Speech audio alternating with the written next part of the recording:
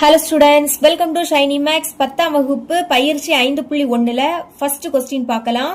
கீழ்கண்ட புள்ளிகளால் அமைக்கப்படும் முக்கோணத்தின் பரப்பு காண்க. இங்க நமக்கு முக்கோணத்தோட 3 புள்ளிகள் கொடுத்திருக்காங்க. கொடுத்துக்கிட்டு அந்த முக்கோணத்தோட பரப்பை தான் கேக்குறாங்க. சரிங்களா? ஃபர்ஸ்ட் சப்டிவிஷன் சால்வ் பண்ணலாம்.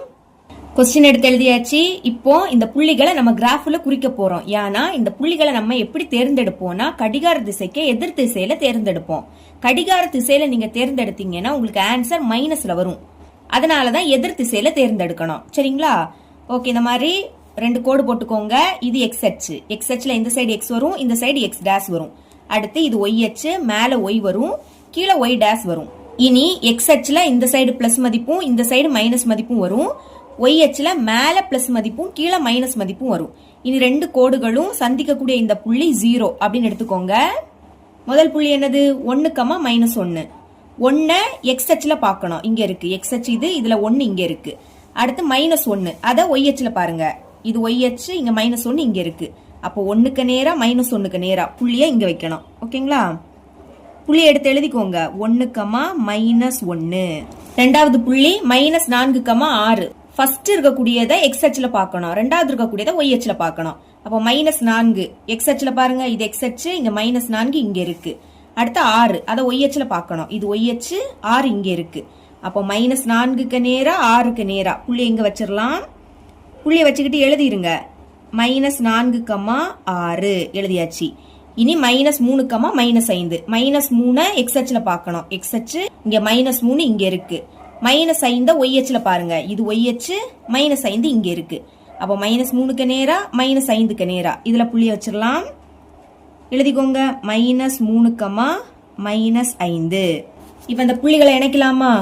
முதல்ல இந்த 2 புள்ளியும் இணைச்சிடலாம். அடுத்து இது 2ம் இணைச்சிருங்க. இனி இந்த 2 புள்ளியும் இணைக்கலாம். இணைச்சாச்சு. இப்ப இந்த புள்ளிகளை இணைக்கும் போது நமக்கு ஒரு முக்கோணம் கிடைக்குது. இதோட பரப்பளவை தான் நம்ம கண்டுபிடிக்கணும். நேம் கொடுக்கலாம். நீங்க ஃபர்ஸ்ட் எதை வேணாலும் எடுத்துக்கலாம். நான் இதை ஏன்னு எடுத்துக்கிறேன். சரிங்களா? ரெண்டாவது புள்ளியை தான் கடிகார திசைக்கு எதிர் திசையில நம்ம தேர்ந்தெடுக்கணும். ஃபர்ஸ்ட் கடிகாரம் எப்படி சுழலும்? இப்படிதானே சுழலும். நம்ம எதிர் திசையில தேர்ந்தெடுக்கணும். அப்போ இப்படி நம்ம எடுத்துக்கணும். ஓகேங்களா? கடிகாரம் இப்படி சுழலும், நம்ம எதிர் திசையில தான் எடுக்கணும். அப்போ இந்த மாதிரி நம்ம சூஸ் பண்ணணும். இது ஏனா, இது பி எழுதிக்கோங்க. இது சி. புரியுதா? இது ஏ, இது பி, இது சி. ஞாபகம் வச்சுக்கோங்க. கடிகாரம் இப்படி சுழலும், ஆனா நம்ம எதிர் திசையில தான் சூஸ் பண்ணணும். அப்போ இந்த மாதிரி எடுத்துக்கணும். அதனால இது ஏ, இது பி, இது சி.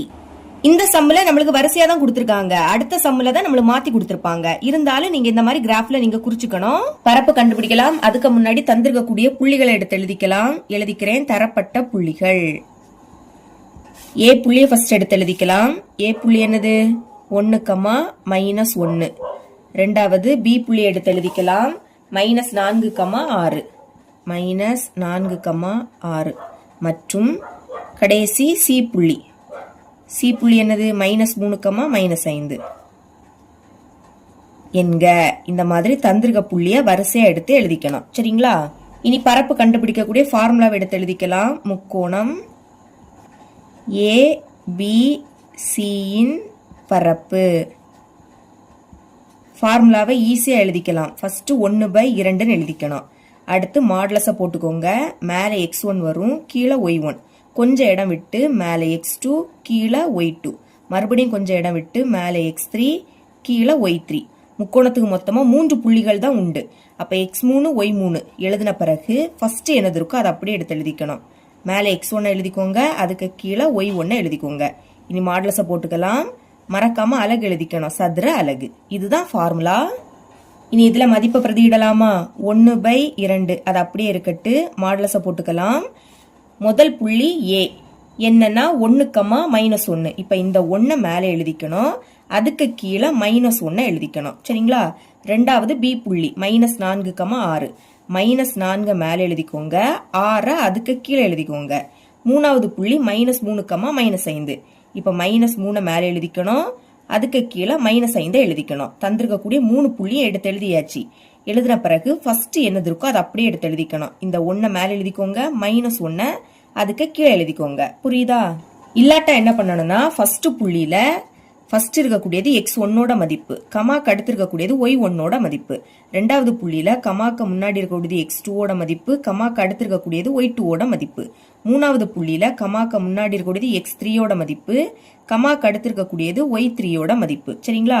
இப்ப ஃபர்ஸ்ட் x1 இருக்கு, x1ஓட மதிப்பு 1, அப்ப அது இருக்கக்கூடிய பிளேஸ்ல 1ன்னு போடணும். ரெண்டாவது அதுக்கு கீழே y1 இருக்கு, அதோட மதிப்பு -1, அப்போ இதுக்கு கீழே -1 எழுதிக்கணும். இனி x2ஓட மதிப்பு -4, அப்ப அதுக்கு பதில் -4.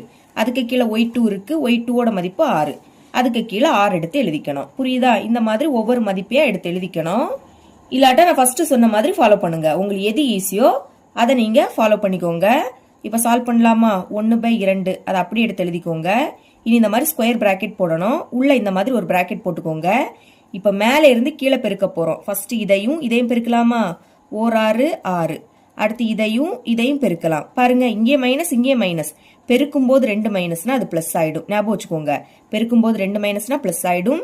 இனி 4 5 20. அடுத்து இதையும் பெருக்கலாம். இங்கே 2 மைனஸ், அப்ப பிளஸ் ஆயிடும். 3 1 3. இப்ப மேல இருந்து கீழே பெருக்கியாச்சு, அப்ப பிராக்கெட்டை க்ளோஸ் பண்ணணும். இனி கீழே இருந்து நம்ம மேல பெருக்க போறோம், அப்போ மைனஸ் போட்டுட்டு பிராக்கெட்டை ஓபன் பண்ணணும். புரியுதா? கீழே இருந்து மேல பெருக்கும் போது மைனஸ் போட்டுட்டு பிராக்கெட்டை ஓபன் பண்ணிருங்க. பெருக்கலாம், -1ஐயும் -4ஐயும் பெருக்கலாம். இங்கே 2 மைனஸ் பிளஸ் ஆயிடும். முதல்ல எழுதும்போது பிளஸ் குறியீடு போடாண்டா. இனி 1 4 4. அடுத்து இதையும் பெருக்கலாம். இங்க ஒரு மைனஸ் தான் இருக்கு. சரிங்களா? இந்த மாதிரி ஒரு மைனஸ் இருந்துன்னா அந்த மைனஸ் அப்படியே வந்துடும். 2 மைனஸ் இருந்துன்னா பிளஸ் ஆயிடும், ஒரு மைனஸ்னா அப்படியே வந்துடும். 6 3 18. அடுத்து இதையும் பெருக்கலாம். இங்கே ஒரு மைனஸ் எழுதிருங்க. I1 5. இப்ப கீழே இருந்து மேல பெருக்கிட்டோம், அப்ப பிராக்கெட்டை க்ளோஸ் பண்ணிருங்க. அடுத்து 1/2 அது அப்படியே இருக்கட்டு, பிராக்கெட் போட்டுடலாம். இதெல்லாமே பிளஸ், அப்ப கூட்டிருங்க. 6ஐயும் 20ஐயும் கூட்டினா 26, 26ஐயும் 3ஐயும் கூட்டினா 29. சென்டர்ல மைனஸ் இருக்கு, பிராக்கெட்டை போட்டுக்கலாம். இந்த 4 அப்படியே எழுதிக்கலாம். இங்க ரெண்டுமே மைனஸ், கூட்டும் போது ஒரே குறியீடுல இருந்துன்னா அதே குறியீடை போட்டு கூட்டணும். இங்க ரெண்டுமே மைனஸ்ல இருக்கிறதுனால மைனஸ் குறியீடை போட்டு கூட்டுங்க. 18ஐயும் 5ஐயும் கூட்டினா 23. அடுத்து மறுபடியும் 1/2 அப்படியே வந்துடும், பிராக்கெட் போட்டுக்கலாம். 29 அப்படியே இருக்கட்டு, மைனஸ் இருக்கு. இங்க +4 -23, வேற வேற குறியீடு. அப்ப கழிச்சு பெரிய எண்ணோட குறியீட போடணும். கழிங்க. 23ல இருந்து 4 கழிச்சா 19, பெரிய எண் 23, அதோட குறியீடு மைனஸ், அப்ப மைனஸ் வரும். மறுபடியும் 1/2 அப்படியே இருக்கட்டு, பிராக்கெட் ஓபன் பண்ணிக்கலாம். 29. இப்ப மைனஸையும் பெருக்குனா பிளஸ் ஆயிடும், உள்ள 19 இருக்கு. அடுத்த ஸ்டெப்ல 1/2 அப்படியே இருக்கட்டு, பிராக்கெட்னா நீங்க பெருக்கலும் போட்டுக்கலாம். 29ஐயும் 19ஐயும் கூட்டினா 48ன்னு கிடைக்கும். இனி இது 2ஆம் வாய்ப்பாடு கேன்சல் ஆகும். 1 2 2.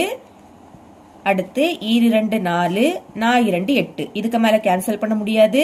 அப்போ 24 24. பைக்கு கீழே 1 எழுதிக்காண்டா, மறக்காம அலகு எழுதிக்கணும், சதுர அலகு. இதுதான் இதோட ஆன்சர்.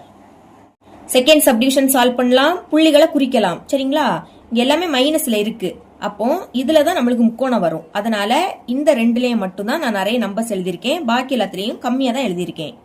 முதல் புள்ளி -10, -4. -10 அதை எக்ஸ் அச்சுல பாக்கணும். இது எக்ஸ் அச்சு, இதுல -10 இங்க இருக்கு. அடுத்து -4 அதை ஒய் அச்சுல பாக்கணும். இது ஒய் அச்சு, இங்க -4 இங்க இருக்கு. அப்போ -10 -4 புள்ளி எங்க வச்சிடலாம்? புள்ளிய எழுதிக்கணும். இங்க எழுதிக்கிறேன். -10, -4. அடுத்து -8 எக்ஸ் அச்சுல பாருங்க, இது எக்ஸ் அச்சு, இங்க -8 இங்க இருக்கு. அப்புறம் -1 இதை ஒய் அச்சுல பாக்கணும். ஒய் அச்சு இங்க இருக்கு, இங்க -1 இங்க இருக்கு. அப்போ -8க்கு நேரா -1க்கு நேரா புள்ளி எங்க வச்சிடலாம்? எழுதிக்கோங்க. -8, -1. அடுத்து -3 எக்ஸ் அச்சுல பாருங்க, இது எக்ஸ் அச்சு, இங்க -3 இங்க இருக்கு. ரெண்டாவது -5 ஒய் அச்சுல பாருங்க, இது ஒய் அச்சு, இங்க -5 இங்க இருக்கு. அப்ப -3க்கு நேரா -5க்கு நேரா புள்ளி இங்க வரும். எழுதிக்கோங்க. -3, -5. இப்ப புள்ளிகளை இணைச்சிடலாம். புள்ளிகளை இணைச்சாச்சு. ஃபர்ஸ்ட் நீங்க எதை வேணாலும் எடுத்துக்கலாம். நான் இதை ஏன் எடுத்துக்கிறேன். ரெண்டாவது புள்ளியை தான் கடிகார திசைக்கு எதிர் திசையில சூஸ் பண்ணணும். கடிகாரம் இப்படி சொல்லணும், எதிர் திசை அப்படின்னா இந்த மாதிரி எடுத்துக்கணும். சரிங்களா? அப்ப இது ஏனா, இது பி, இது சி. அடுத்து அந்த புள்ளிகளை எடுத்து எழுதியிருக்கேன். முதல் ஏ புள்ளி எடுத்து எழுதிக்கணும், அப்புறம் பி, லாஸ்ட் சி.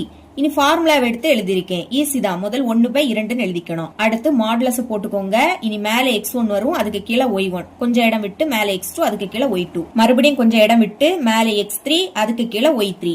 முக்கோணத்துக்கு மொத்தமா 3 புள்ளிகள் தான் உண்டு, அதாவது 3 முனைகள் உண்டு. அப்ப x3 y3 எழுதின பிறகு ஃபர்ஸ்ட் என்ன எழுதியிருக்கோமோ அதை அப்படியே எடுத்து எழுதிக்கணும். சரிங்களா? மறக்காம அலகு எடுத்து எழுதிக்கோங்க. இப்ப மதிப்பை பிரதியிடலாமா? 1/2 அது அப்படியே இருக்கட்டு. மாடுலஸ போட்டுக்கோங்க. முதல் a புள்ளி -3, -5. இப்ப -3 மேல எழுதிக்கணும். அதுக்கு கீழே -5 எழுதிக்கோங்க. ரெண்டாவது b புள்ளி -8, -1. -8 மேல எழுதிக்கோங்க. அதுக்கு கீழே -1. மூணாவது புள்ளி சி -10, -4. இப்ப -10 மேல எழுதிக்கணும். அதுக்கு கீழே -4 எழுதிக்கணும். தந்திருக்க 3 புள்ளியும் எடுத்து எழுதியாச்சு. இப்ப ஃபர்ஸ்ட் இருக்கக்கூடியதை அப்படியே எடுத்து எழுதிக்கணும். மேல -3, அதுக்கு கீழே -5 எழுதிக்கோங்க. சரிங்களா? இனி 1/2 அதை எடுத்து எழுதிக்கோங்க. ஸ்கொயர் பிராக்கெட் போடணும். அதுக்கு உள்ள இன்னொரு பிராக்கெட். இப்போ மேல இருந்து கீழே பெருக்க போறோம். -3ஐயும் இந்த -1ஐயும் பெருக்கலாமா? 2 மைனஸ் இருக்கு. அப்ப பெருக்கும் போது அது பிளஸ் ஆயிடும். முதல் எழுதும் போது பிளஸ் குறியீடு போடாண்டா. 3 1 3. அடுத்து -8ஐயும் -4ஐயும் பெருக்கலாம். இங்கே 2 மைனஸ், அது பிளஸ் ஆயிடும். 8 4 32. இனி -10ஐயும் -5ஐயும் பெருக்கலாம். இங்கே 2 மைனஸ், பெருக்கும் போது பிளஸ் ஆயிடும். 5 50. இப்ப மேல இருந்து கீழே பெருக்கியாச்சு. அப்ப பிராக்கெட்டை க்ளோஸ் பண்ணிக்கிட்டு இனி நம்ம கீழே இருந்து மேல பெருக்க போறோம். அப்ப நடுவுல மைனஸ் போட்டுக்கிட்டு பிராக்கெட்டை ஓபன் பண்ணணும். சரிங்களா? கீழே இருந்து மேல பெருக்கும் போது இங்க மைனஸ் வரும். இப்போ -5ஐயும் -8ஐயும் பெருக்கலாம். இங்கே 2 மைனஸ், பிளஸ் ஆயிடும். 8 40. இனி -1ஐயும் -10ஐயும் பெருக்கலாம். 2 மைனஸ், அப்ப பிளஸ் 10 10. -4ஐயும் -3ஐயும் பெருக்குங்க. இங்கே 2 மைனஸ், அப்ப பிளஸ் ஆயிடும். 3 12. பெருக்கியாச்சு. அப்ப பிராக்கெட்டை க்ளோஸ் பண்ணிருங்க. 1/2 பிராக்கெட் போட்டுக்கலாம். இப்ப இது எல்லாமே பிளஸ்ல இருக்கு. அப்ப கூட்டுங்க. இது 3ஐயும் கூட்டினா உங்களுக்கு 85 கிடைக்கும். சென்டர்ல மைனஸ் இருக்கு. இதுவும் பிளஸ்ல தான் இருக்கு. அப்ப கூட்டலாமா? இத கூட்டினா 62 கிடைக்கும். இனி 1/2 பிராக்கெட்னா பெருக்கலும் போட்டுக்கலாம். 85ல இருந்து 62 கழிச்சா 23 மைனஸ், அதனால கழிச்சிருக்கோம். இனி கேன்சல் பண்ண முடியாது. அப்ப பெருக்கிருங்க. ஓர் 23 23, கீழே 2 இருக்கு. இப்ப இதை வகுத்துடலாமா? மேல இருக்கக்கூடிய 23 உள்ள எழுதிக்கணும். கீழே இருக்கக்கூடிய 2 வெளியே எழுதிக்கோங்க. இங்க 2 இருக்கு. அப்ப ஓர் 2 2 கழிச்சா 0 வந்துரும். அடுத்த நம்பரை இறக்கிக்கலாம். 3 இறக்குறேன். 3ல 2 ஒரு வாட்டி தான் இருக்கும். அப்போ ஓர் 2 2. 3ல இருந்து 2 கழிச்சா 1. இனி இறக்க எதுவுமே இல்லை, அதனால புள்ளி வச்சுக்கிட்டு 0வை இறக்கிக்கலாம். 10ல 2 5 வாட்டி இருக்கும். I2 10 கழிச்சா 0 வரும். 0 வந்தனால ஸ்டாப் பண்ணிக்கலாம். இப்ப ஈவில் என்னது இருக்கு? 11.5 எழுதிருங்க. 11.5. இதுதான் இதோட ஆன்சர். மறக்காம அலகு எழுதிக்கணும். சதுர அலகு. இவ்வளவுதான் இந்த சம்.